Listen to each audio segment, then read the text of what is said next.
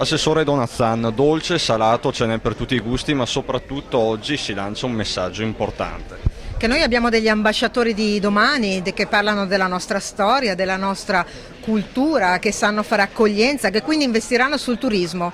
E oggi sono gli studenti del mondo della formazione, dell'istruzione professionale di Stato che si occupano dei servizi dell'alberghiero, che traducono in buona presentazione tutto quello la nostra terra riesce a dare.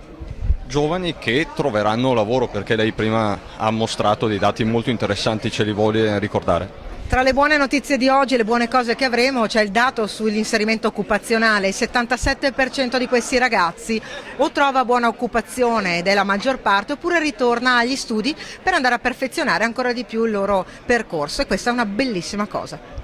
Ragazzi, posso chiedervi a voi come vedete il vostro futuro? Ma molto, molto fruttifero per tutto, e penso che sia una cosa molto, molto bella partecipare a questo concorso. Ecco. Che cosa ti sei specializzato? Io sono un cuoco, per domani penso di fare una buona preparazione. Spero che siete numerosi. Spero Cosa che hai preparato oggi? Ma oggi ha preparato il ragazzo qui. Ci vuoi spiegare? Dei parpagnacchi, dei saetti, pasticceria varia con bignè, rondelle, anche maccafame troviamo. Maccafame. Sì.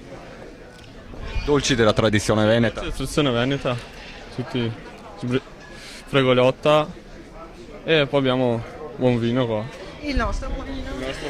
Noi i ragazzi ci presenteranno i prodotti durante il festival, li abbineranno con buoni vini, insegneranno a ciascuno di noi come si sta a tavola, perché abbinare un buon vino e non bere troppo significa anche dare compimento a una storia. Quando ci si siede a tavola non ci si nutre solo, si sta in compagnia, si deve conoscere quello che si ha, e loro sono bravissimi a presentarlo.